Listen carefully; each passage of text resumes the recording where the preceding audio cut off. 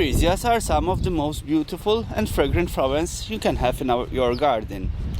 With delicate blooms and lovely scent, they are sure to brighten up any space. Here we will explore everything we need to know about growing and caring for freesias in your garden.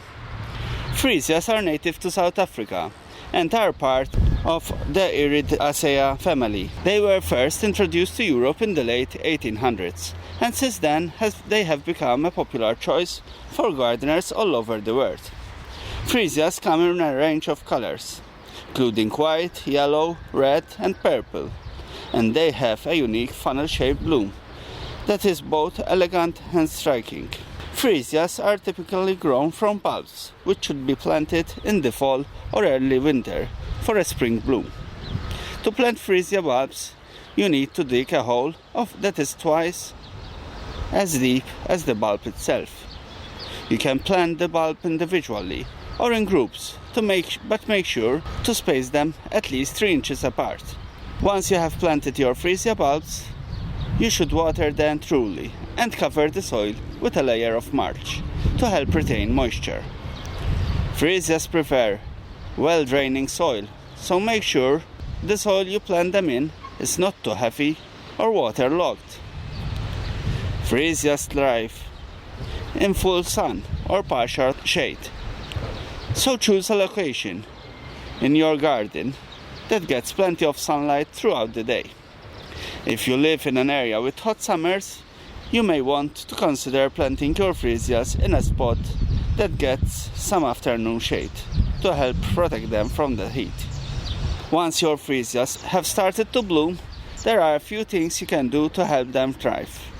Freesias require regular watering, especially during dry spells or hot weather. Make sure to water them deeply at least once a week, and more often if the weather is particularly hot or dry. Freesias also benefit from regular fertilization, especially during the growing season.